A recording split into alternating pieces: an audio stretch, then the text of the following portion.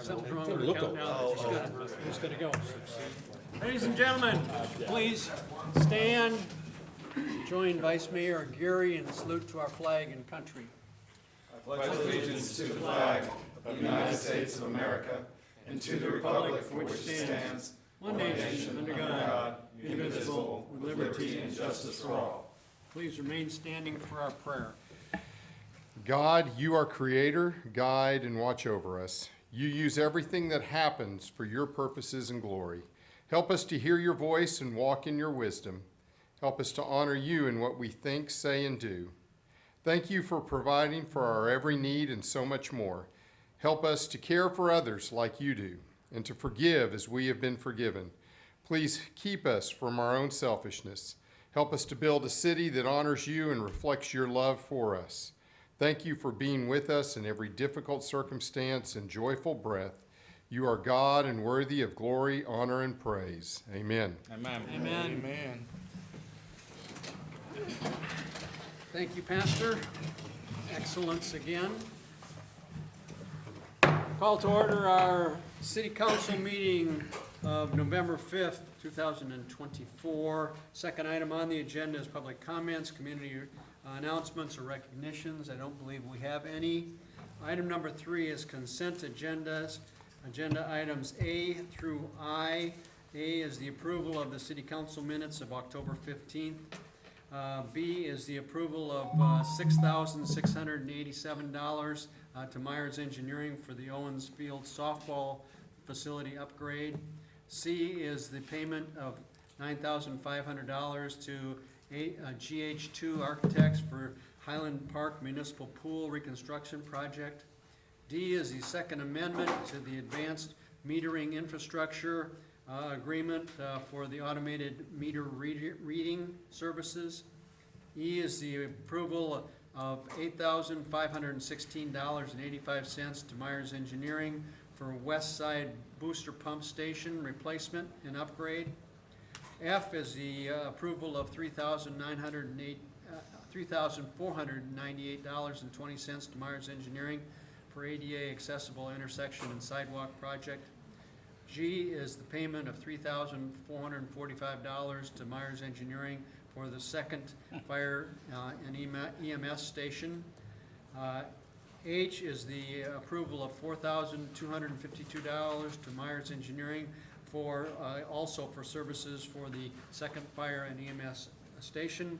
And I is the approval of the amendment for EMS agreements between the City of Guthrie and North and East Logan County EMS Services, the District Board of Trustees. So moved. Second. We have a motion and a second. Are there any other discussion or questions? Submit your votes, please. All votes are in. See the votes. Unanimous approval of all those present then to approve the consent agenda items A through I. Item number 4, items removed from the consent agenda. There were none. Item number 5 on the agenda has been removed. The request for funding has been resolved. So there's no need for that to be on our agenda. Item number 6, retail strategies presentation. Shonda. Yes, so I will not be giving the presentation. As you all remember, we partnered with Retail Strategies to provide retail recruitment services to the city.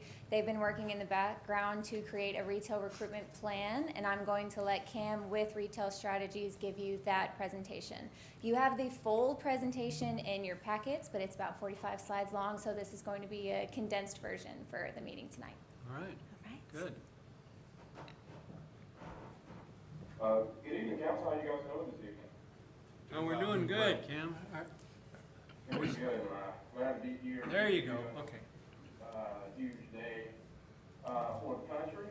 Everyone's doing their civil duties out there, and you're doing your performing your civil duties here on this council. So, appreciate the time be able to present to you.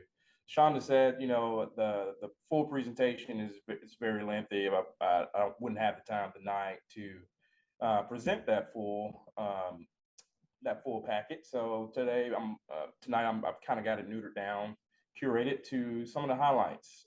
So Just bear with me if you want to ask questions. I asked to save them for the end so we can get through this. I know I have a tight time slot, so I'm gonna get my screen shared here. Had to send a request in. Let's get approval.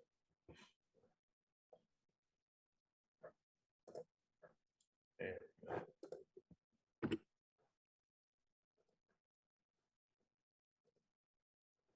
All right. Just a quick entry here. My name's Cam South. I'm the Senior Portfolio Director for Retail Strategies. I cover the Midwest, including Oklahoma, the great state of Oklahoma. So I also have a retail recruitment developer. His name is Stephen Dendy, and he does a lot of the groundwork, most of the groundwork for the partnership. So he's very well in tune with the retailers and the brokers and the property owners on a day-to-day basis. My line of work is more of the community partner and the communications from the work that we are doing on behalf of Guthrie. So to jump right into it, if you go to Google and you type in Guthrie, Oklahoma, the first thing you're going to see is the squiggly lines around it, that the geofence that Google assumes what the city boundaries are. So, this is a great way to look at your community. You kind of understand the size of your community through these boundaries, but a retailer is going to be looking at it from a completely different standpoint. They're gonna be looking at it from a median household income density map. They're gonna be looking at it from a residential pop, daytime pop, and looking also at different study areas. Is this data set point ran in a 3 or 5 mile or 5 to 10 minute drive time? So, they want to annotate as much data as they can on certain sites to understand what that consumer is doing. One key percentage I want you to keep in your head is 70%. So retailers, brokers, data analysts, when it comes to growth in real estate, they will always look at 70% of that core consumer. One way to look at your market is through a mobile data collection. So that's through cell phone data. If you ever read the book George Orwell, 1984, it's kind of that big brother moment there.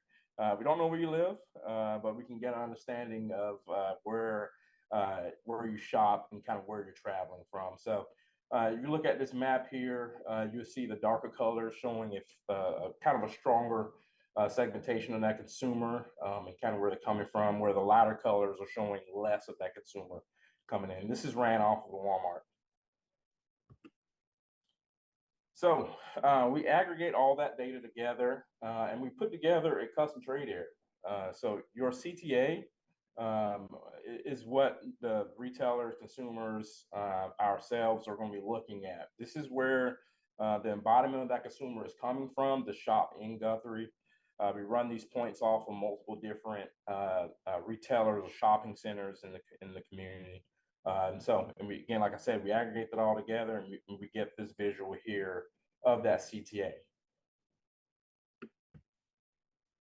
Some of the highlights there, you're looking at a total population CTA of about 31,578, with a little bit of growth there projected for 2028 at 31,895. The average male age of 38, average female age of 41, right on par with the national average. Your current year estimated population by race. You can look here and see that 74% is white, followed by 12% black, and you can see further on. Number of households, you're looking at about 13,330, with two-person households ranking the highest at 36%. That is right on that national average. It shows a strong consumer within family households. And you're looking at about 11,758 of occupied housing units with a home value of $216,481. And owner occupied, so the difference between occupied housing units and owner occupied houses mean homes that are mortgaged, that have open mortgage, and homes that are completely paid off. And the owner occupied within your CTA, those numbers are pretty impressive. So a lot of people own their homes in that community. So retailers look at that and say, hey, we can run different type of brands. They have some form of disposable income. where it matters to their demographics and their requirements. Family households ranking at 8,145, so 2.5 people per household. That's usually mom, dad, and kid at home. You can see the national average there at 2.58, so right there at the cusp of it. Daytime population here of the CTA of the type of consumers you have in your community. 31% of your student population, followed by a high of 27% of fully employed individuals.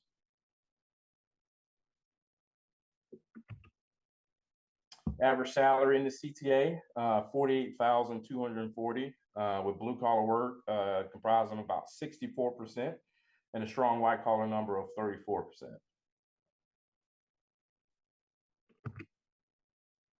And your chapter segmentation, I had to kind of cut this down a little bit again to save on time. There's a previous slide kind of understanding and give you an understanding of what segmentation is. But segmentation is pretty much putting a mirror right in front of each one of your consumers and kind of understanding who they are, what are their shopping habits, what are their psychographics, what's their education attainment, what's their family makeup. Every community in the country, every neighborhood in the country is pretty much stereotyped. And here you'll see the list of stereotypes that pop off the chart from the Esri segmentation, looking at 25% of traditional living, and then 24% of small town consumers. So, excuse me. And so it's pretty evenly split here, and this is about average for trade areas as well as communities such as Guthrie. All right, into gap, and these are the numbers that we look at, or some of the main things that we look at when we're pitching or trying to find what retailer makes sense in the community. So when we talk about gap or we talk about leakage, we want to look and see what dollars are being spent outside of the community, but we also want to see how much money and what's that amount of dollars being spent in the community. So currently, right now, total market supply is 233 million. Total market demand, meaning this is what the consumer, the aggregate consumer is looking for, so 379 million. And that opportunity gap or that leakage gives us $145 million to kind of embark on and try to get those dollars within the CTA in place there in Guthrie. So, we went through a little high-level data. We went through a little talking about psychographics, and then the actual hard dollars being spent or not being spent or captured in the community. Let's kind of get into the real estate side of things here. So we came to the community. We did our boots on the ground assessment, or for us, we call it a BOG. We take our retail, we take our our advisor hats off at this point. We're in the community. This is when we put on our real estate hats. And this is where we want to look through the lens of what a retailer or a broker is going to look at when they tour your community. So it's a different amount of variables we collect in the community, everything from addresses. We're looking at topography issues, if there's any. We're looking for egress, ingress on site. Some retailers are very picky about how the consumer comes into their location. We're looking at total size of sites. Some retailers prefer smaller sites. Some retailers need a lot of parking or a bigger site and to incorporate their footprint. So, and one of the most important things, especially when it comes to QSRs or quick service restaurants, are the traffic counts. If you don't have traffic counts, that's kind of the first base layer for a retailer to rule out a community. But we're cataloging sites. We have a system called SiteWise, which is the Esri product, where we catalog all these properties. We put in-depth notes on each one, kind of get an understanding of, is this site able to be presentable? Is this site a sale, a lease? Is it tied up in litigation, and so on? So as you can look here, again, we collect a ton of variables while we're in the in the community. A lot of you guys know these these terms here, but on the retailer side, we're working with those corporate real estate directors, those real estate managers. They're kind of the end all be all. They are the ones that are in charge of, at the end of the day, going back to the real estate committee and saying, hey, here's the sites that we are selecting, and let's check these off. Let's make sure we can get a store going at this location. Tenant rep broker, that real estate director can't be in every single market all the time. He's the tenant rep representative is going to be out in the market, looking for sites, understanding the community from a consumer standpoint, from a data standpoint, to get to the real estate director. But there's some brands that are franchise driven. So we work with a bunch of franchisees to say, hey, there's a brand that's in Edmond or whatnot, and there's a franchisee for that or an owner operator, and we reach out to that franchisee and say, hey, we have this data, we have this opportunity for you in Guthrie. Is this an opportunity for you guys to expand into Guthrie? Is this an opportunity for you to get another location going? But we also work with those franchisee brokers, those ones, they're the ones out there headhunting for operators. And we work with a couple franchisee recruitment groups in order to get opportunities presented back to the brand with an operator. More on the site side, I mentioned Stephen earlier. He's the guy that's running the ground. He's constantly talking with the property owners, kind of understanding the dynamic of the site in order to pitch it. He's working with those brokers on a day-to-day basis, attending trade shows, getting FaceTime, building that relationship and getting rapport back and forth with those brokers to get a higher chance for opportunity and development in Guthrie. But we also work with bank-owned sites or city-owned sites. Sometimes banks have really good position in the market, or they have excess land that they own that's in a retail corridor that could be a play. Same goes for municipal clients, our municipal clients that own property in retail corridor. So we want to work with not only just private entities, but public sectors as well. But we also keep an eye on underperforming businesses. I know you guys see brands come and go all the time, not just in Guthrie, but all across the country. And so, we want to get ahead of the brand, understanding, hey, this quick service restaurant isn't doing well, this clothing store isn't doing well. We want to have that opportunity in front of us to go back to the board and say, hey, this retailer fits this dimension, it fits this type of consumer, it fits this trade area as a whole, and kind of leverage that opportunity to the retailers. Whoops, let me go back a slide there. All right, so this one's very important. This is one I always come back to the client at the end of the day for them to kind of understand the deal process and understand what it takes for deals to be done. On average, you're looking at 18 to 36 months for retailers to come in. To look at the market, to open the door, to have the cash register ringing in the community. So. We see a quicker time with QSRs generally, but 18 and 36 months is somewhere around the sweet spot. That's a part of the reason we always ask for a 3-year partnership, because it takes time going through those channels, through those routes, going through multiple sites to get these retailers involved. So, and at the end of the day, it could be sometimes it's just not the right opportunity for the brand, or they file for bankruptcy, or financials aren't making sense for this community. Just so many different layers that we have to cross through to kind of understand, hey, this is an opportunity for this retailer. We want to make sure we have everything lined up so we can get through these stages as quick as possible, but as efficient, and make sure that at the end of the day, the retailer is going to make money.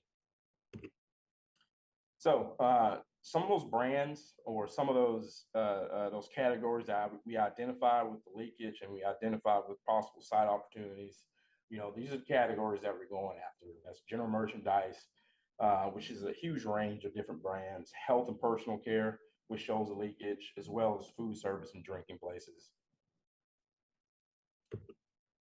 So I had to redact this slide here, of course, for public reasons, but ongoing traction right now. We got quite a few of different brands that are interested from different levels of interest. So you can see here some brands are saying, hey, we never really considered Guthrie, but this is a possible opportunity. Let us look through the market and let's look through some sites you've sent us to kind of understand. And then there's some brands here that say, hey, we really like this community. We think we can get a deal going. We have a franchisee operator up and running that could expand into this community.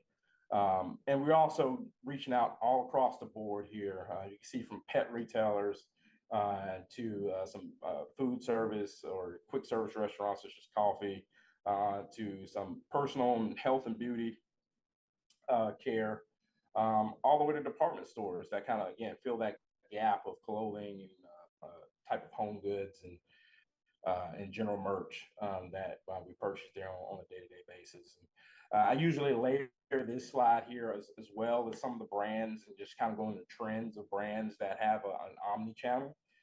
Essentially what that means is from bricks to clicks. How do these brands get you into the store, get that consumer into the store? But separate slide, I don't have that to present tonight. But yeah, I think we're at a great point, and we're on track, to say the best, with this partnership so far. Stephen is rocking and rolling. We have ICSU Red River coming up in January, which we're already prepping for. It's a big showdown in Dallas, where it's the second largest show of ICSE, right behind the Vegas show. And this is where the bread and butter shines, or the bread and butter is actually eaten. So we got a lot here in the pipeline. This is on a little small view into the world of what we're doing here on a day-to-day basis. But we also want to make sure that you guys are up to date and kind of understand where we're moving as well as where your community is moving.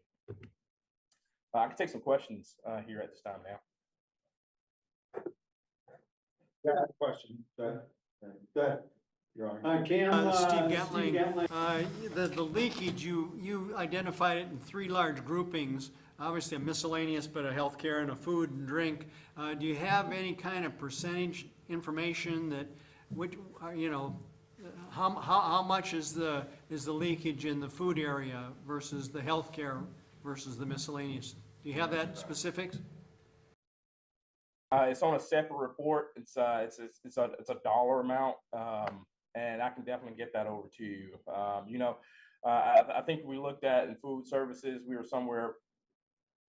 We were somewhere around the roughly about the $400,000 mark, but that's split up across different categories of food. So, but absolutely, I have a separate report.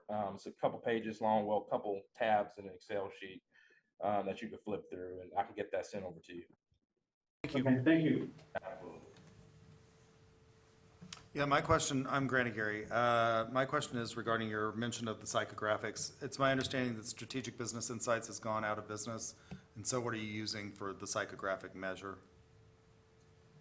Yeah, so we're, all of ours is ran through Esri, which is the #1 consumer psychographic, as well as public and private sector psychographic measuring or tapestry measuring provider out there. Thank you. Any other questions of Cam? If I have any further questions, I'll say this, I get all my contact information over to Shonda, and she can get that divvied out. If there's any questions that come up hereafter the meeting, feel free to call, text, email me, and I'll be gladly to sit down with you, get on phone calls, Zoom call, walk you through anything that you would like. Very good. Thank you very much. Appreciate that. And appreciate the Reader's Digest version. I call it the retail for dummies version, just so you can just get it. And one thing I'm personally working on with these, especially with our recruitment plan, is to give it in bite-sized pieces, because a lot of this stuff flies over a lot of people's head. And if we can break it down to a more smaller pieces and bits and pieces, it not only, shows the effort and everything going into it, but it also is a teaching thing. At the end of the day, this is a teaching opportunity for me to come to you community members and leaders to help you be more dynamic, in the retail role, where we can put this together and get things going in the community. Of course, we all understand that this is part of the process, and the data that you've provided to us and simplified in your presentation today is pretty extensive. We know it's not the total package, and it's always a work in progress. But of course, the thing that we're most interested in is the outcome. So that's where we will be excited when we start to see some of these outcomes happening. So we're counting on you.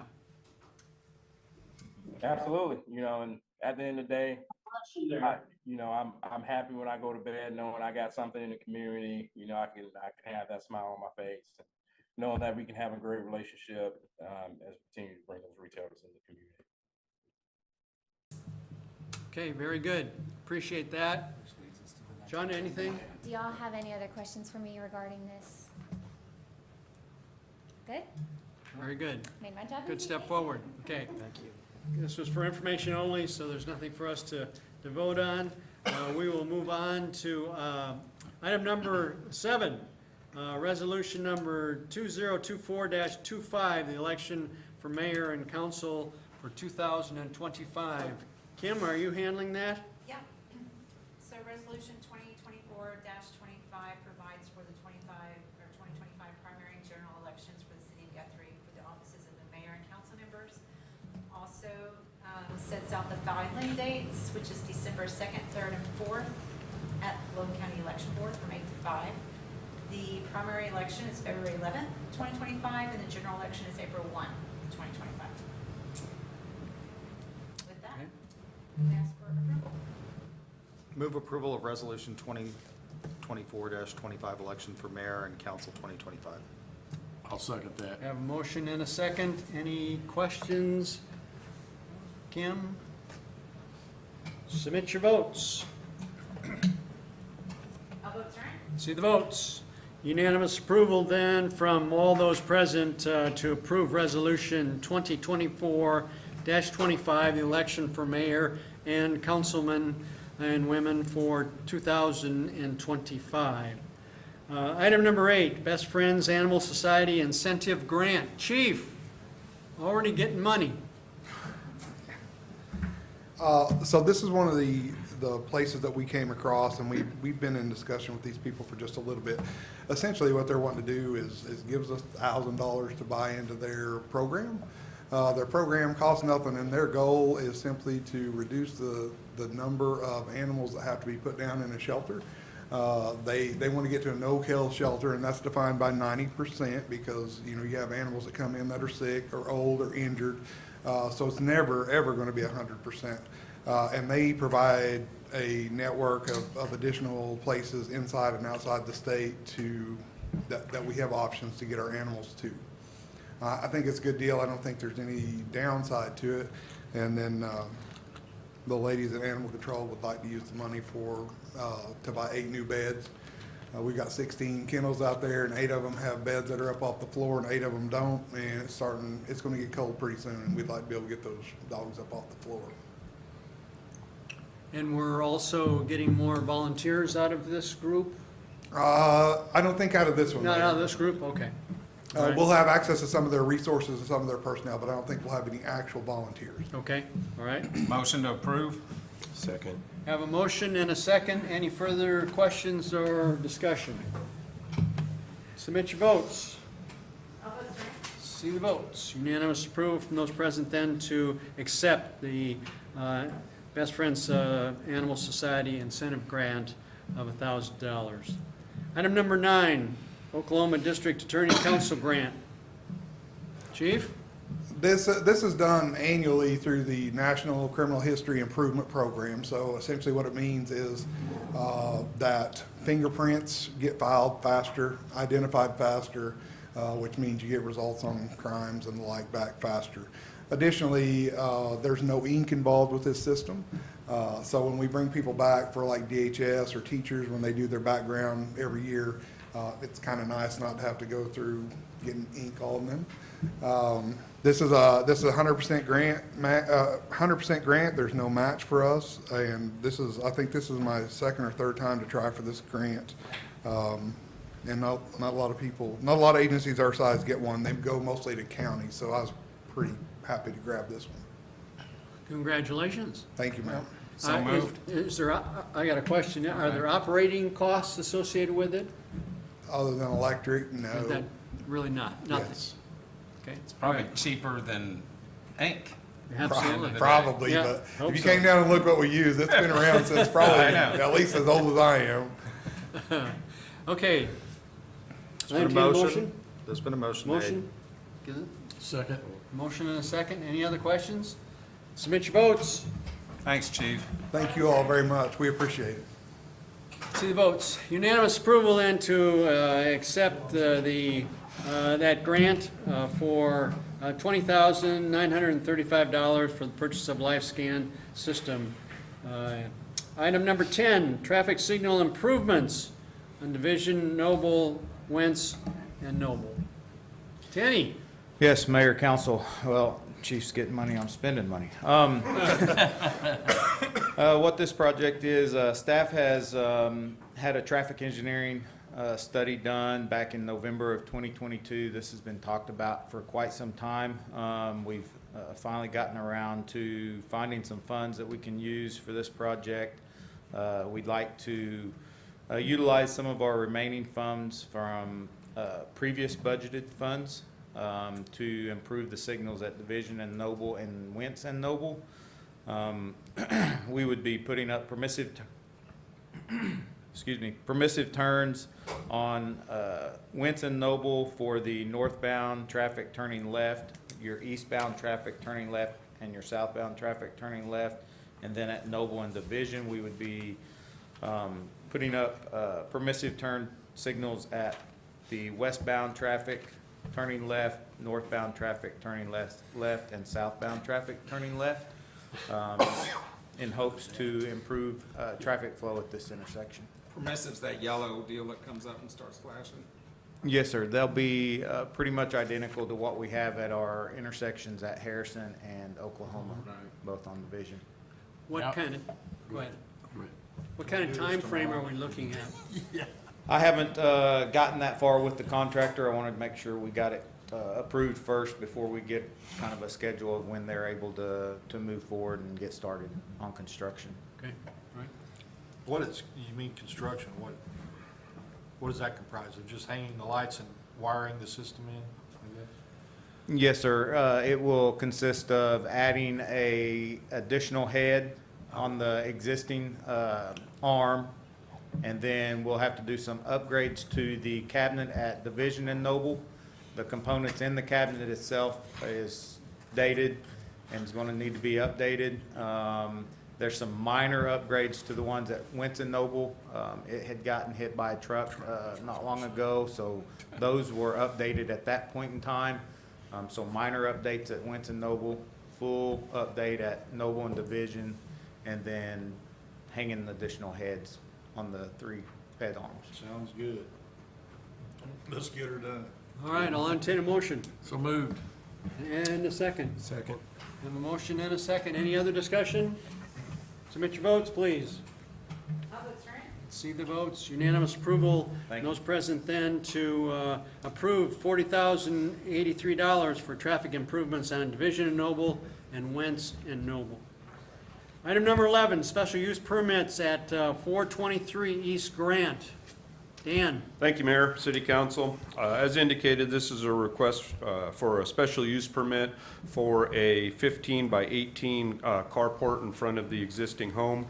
You'll see in the pictures that were provided, they don't currently have any garage on the property. They have an existing parking area in front of the house, and they would like to cover it with a carport. The Planning Commission had voted 3-0 to approve. They found it to be compatible with the area. Staff did not receive any letters or any phone calls in opposition. There was nobody at the public hearing The only questions that came up were a few of the property owners that got notice and thought it was a code enforcement letter. And when I explained to them what it was, they're like, oh, I don't care. So with that, I give it back to the council for any questions. So nobody's going to be feeling like if this is allowed, we're breaking previous decisions? No, because, again, the big consideration is compatibility with the area, the neighborhood. We have previously approved these. I think the last time this issue came up over on Lombardi Road, it was a similar situation where they had no garage and they had an existing parking area. And again, with this area, it's not going to be out of character at all. Motion to approve. Second. Motion and a second. Any other discussion or questions? Submit your votes. All votes are in. See the votes, unanimous approval from those present then to approve the special use permits at 423 East Grand for carport. Item number 12, FEMA mitigation grant acceptance. Chief? Mayor and council, this was a hazardous mitigation grant that I've been working on since I took over in June of last year. We found the need for this grant whenever we lost power in February of 22.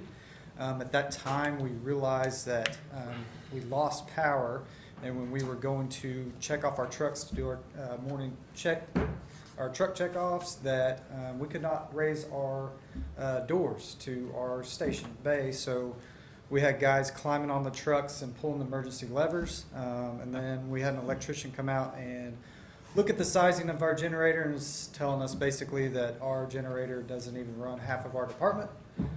So I ran across this mitigation grant. It's a 75-25, requiring us to match 25%. The cost, our portion is going to cost roughly $26,397. And with that, I will be happy to answer any questions. Well, I must say, again, congratulations on searching out and finding grant. I mean, this is a way, Chief Schweiger identified a grant that he's identified in his presentation. Yours is significant. Again, congratulations for stretching the resources that the city has. Thank you, Mayor. And this is big enough to keep the whole facility running Yes, in and the event this- of a power outage, right? Yes, and this generator is also going to allow us room for growth as well. I think Chief Swagger can attest to we're getting new electronics every day that require charging and Yeah, all that exactly. stuff, especially with our CAD system that's requiring more our iPads in our vehicles and stuff like that. Okay, I'll entertain a motion. So moved. Second. Have a motion and a second. Any other questions or discussion? Submit your votes, please. All votes are in. See the votes. Unanimous approval then to move forward with the FEMA mitigation grant of $79,192.50 for a generator. Congratulations, Chief. Thank you. Onward to item number 13, amendment for the EMS contract. So Mayor and Council, this is required, this is a HIPAA Act of 1996. There's been some modifications to it. They are also going to require us by February 16th of 2026 to update our NPPs. Our EMS billing team will take care of these mailings. It's 95 cents per mailing that we run on a patient and transport them to the hospital. They take care of mailing them these updated HIPAA requirements. It's 95 cents per billing. We roughly bill out about 2,500 runs per year. So in my mind, it's a significant, or not a significant amount of money to cover us from any HIPAA violations. Okay, I noticed that there was no maximum amount. We're just authorizing that action to take place, or that amendment to be included in the contract. Yes, sir, Mayor. Okay. Any other questions of the council? Oh, so moved. We have a motion and a second. Any other discussion? See the votes. All votes are in. See the votes. Unanimous approval then to amend the EMS contract to reflect the privacy information that you're talking about being sent out. Item number 14, OMEG settlement on a 2002 Ford F-450. Chief. So Mayor and Council, in July of this year, we were responding to a call on North Division. The guys were clearing an emergency light, and whenever we proceeded through the light, we were sideswiped by a civilian. It caused significant damage to the bed of the truck. OMAG came out after we had filed a claim with them, and they basically gave us two options. Those two options are listed in your packet. Staff at this time is recommending to go with option 2 because Public Works Director Tenny Maker has expressed interest in using the vehicle for his department. If you recall, about 6 months ago, I came to you because we purchased a cab and chassis with county money. We were actually in the process of replacing this truck. We have that cab and chassis, so the use for that vehicle has extended its life at our department, and Mr. Maker has expressed interest in using it for his. Denny, what would the use be? You got a specific use that you're gonna use it for, if we go with this option? Yes, Mayor, we'll look into finding us a salvaged bed, putting a salvaged bed on it with a Tommy lift, and it'll be replacing a 1990 model Dodge pickup, half-ton pickup.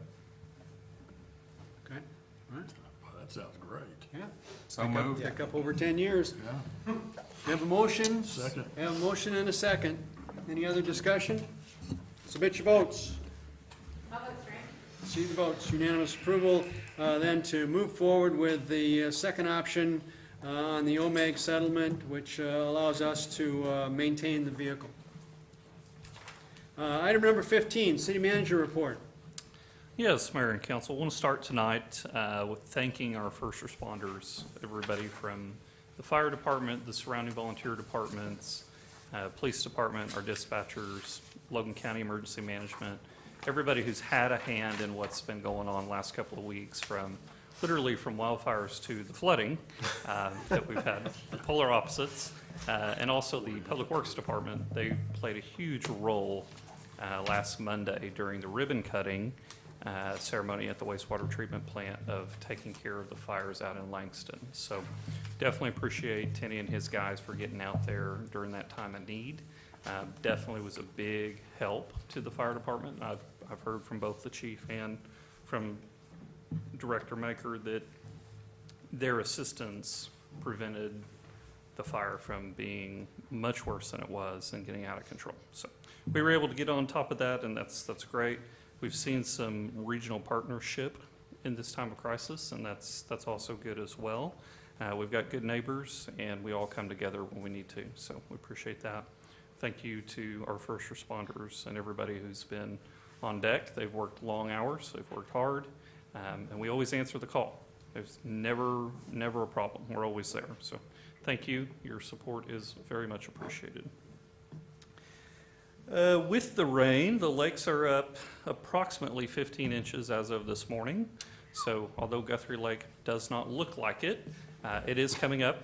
So contrary to the belief out there, we were down just a little over 8 feet prior to the rain event. So last time on record that we have Guthrie Lake being that low was approximately 2007. So it is not like we're not aware that the water is low out there. We've been using Liberty Lake, a blend of Liberty Lake and Cottonwood Creek water at the water treatment plant. We have now transitioned back to using Liberty until the Cottonwood comes down because of all the debris and other items in the water that shouldn't be there that may cause us issues at the water treatment facility. Held the wastewater treatment plant ribbon cutting on Monday, October 28th. It was good attendance out there. Really appreciate everybody coming out. We would also like to thank Congresswoman Stephanie Bice, Senator Chuck Hall, Representative Pfeiffer, Dooley, former Representative Gary Mize, former City Manager Leroy Alsop, Mayor and Council, Public Works Director Tenny Maker, Myers Engineering Plant Superintendent Chris Nielsen, and the entire community for their support during this process. As we've said before, the wastewater treatment plant is a generational change and shift for the community. Doesn't sound like something to be excited about, but I guarantee you when you need it, you'll know, and it is exciting. So very, very happy to see the strides of progress we're making in our infrastructure. You look at the wastewater treatment plant, you look at the improvements we're making to the towers, as well as the West Side Booster Pump Station is currently out for bid. So we're making some pretty drastic replacements and improvements with CIP money, OWRB funds, and other options that are available as they come available. So again, that's just another example of Team Guthrie doing all they can and making that dollar go further. Just like the two chiefs, we try to turn every dollar into three. Usually we turn every dollar into two, but we strive to turn it into three. So, coming up on Monday, City Hall and non-emergency services will be closed for Veterans Day. Veterans Day parade hosted by the American Legion will begin at 10 o'clock with a ceremony to follow at Honor Park.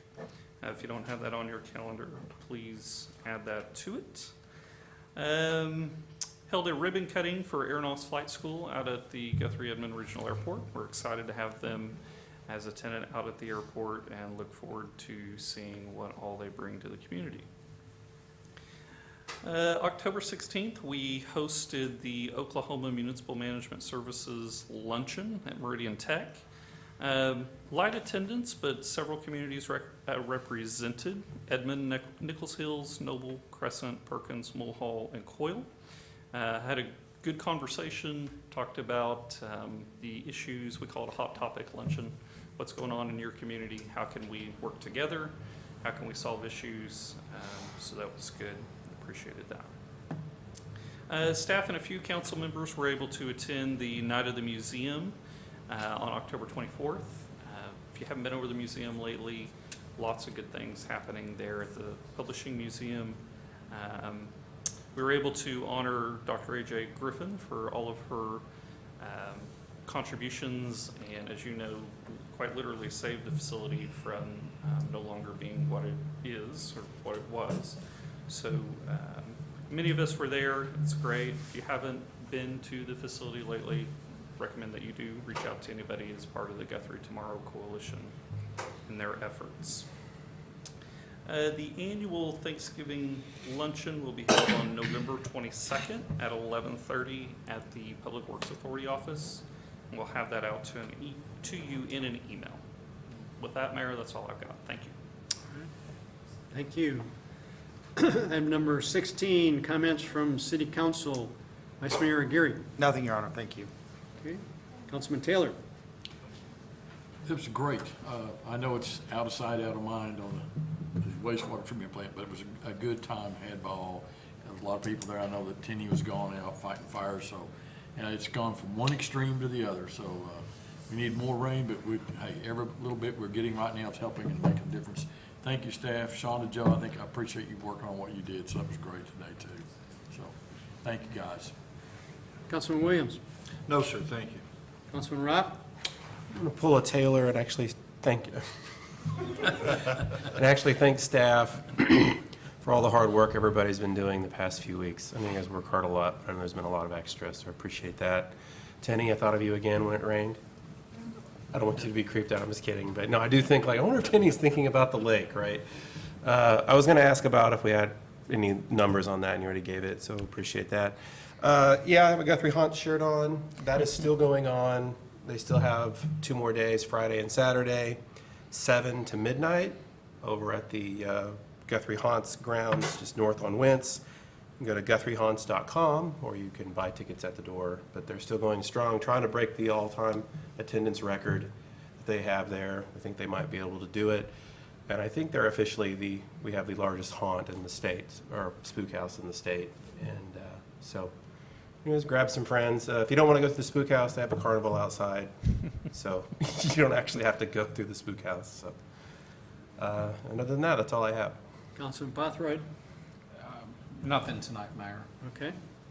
I happened to being, walking along the streets, not collecting candy, but doing the candy trick or treat from the chamber sponsored downtown, ran into 3 or 4 people from out of town that had no idea that this was going on. And they were talking about such a wonderful thing that the chamber and the city does for the kids, opening up the downtown area, you know, kind of before dark, safe environment with lots of candy. And even though a couple of them commented that they did have a hard time finding a parking spot, they thought it was for a great cause. It was for a great cause. These are people that were just driving through town. So I mean, it was a huge success. We do have some opportunities again. Standard part of my comments. We've got vacancies on the Board of Adjustment, the Library Board, Historic Preservation, Planning, and the Guthrie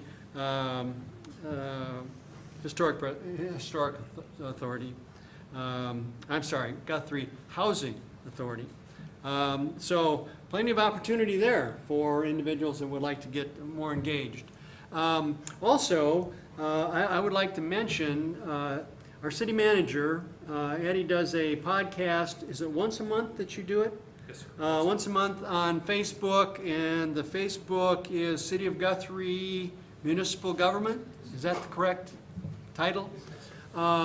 In which Eddie talks about the things that are happening, the things that have happened, and the things that are happening and are about to happen in our community. Very informative, very well done. Look that up on your Facebook. City of Guthrie Municipal Government, I believe, is the site. And it has really good information. Congratulations, you do a great job on that. Thank you, sir. Since you mentioned it, I will say the meat and potatoes behind that is Aaron, Shonda, and Justin. I'm reading a script. Aaron, they're doing all the work. So just want to say I'm not taking the credit for that, but I do appreciate the team. They make those things happen. So Well, teleprompter. Team Guthrie at work yet again, but it is an excellent presentation. So take advantage of that. Take a look at it. That's all I have. So item number 17, proposed executive session to discuss confidential information concerning, between the city council and our attorney concerning Spirit Wing Aviation, as well as discussing a revised non-bargaining employee pay plan. Your Honor, I move that we go into executive session pursuant to Title 25 OS 3, Section 307, B4, for the purposes of discussing confidential communication between the city, its attorney concerning pending investigations, claims, or actions against Spirit Wing Aviation LTD in breach of their hangar ground lease agreement, and also under Section 307B2 for the purposes of discussing the revised non-bargaining employee pay plan. Could you read that one time? I can't speak that fast, but you all heard. So we have a motion and a second, and submit your votes. Let's see the votes. Unanimous vote then to go into executive session. We don't have to run. We'll see you all.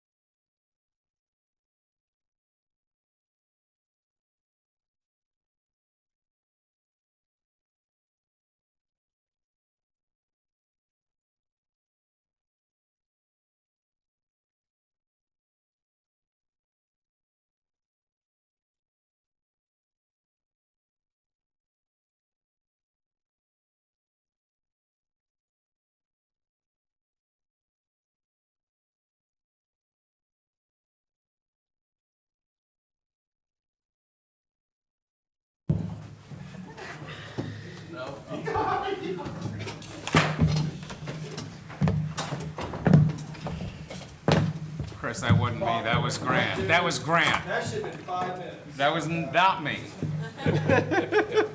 Wasn't me either, Chris. It was Eddie and Grant. Okay, item number 18, I'll entertain a motion to return to council chambers out of executive session. So moved. Have a motion? Second. Motion and a second. Submit your votes. See the votes, unanimous approval from those present then to move from executive session back into council chambers. Item number 19, no action taken at this time. Item number 20, resolution number 2024-24, revising the fiscal year 2025 non-bargaining unit employee pay plan. Your Honor, I move approval of Resolution 2024 revising FY25 non-bargaining employee pay plan. Second. We have a motion and a second. Any other discussion? Submit your votes. Let's see the votes. Unanimous approval then to move forward with resolution number 2024-24, revising the fiscal year 2025 non-bargaining employee pay plan.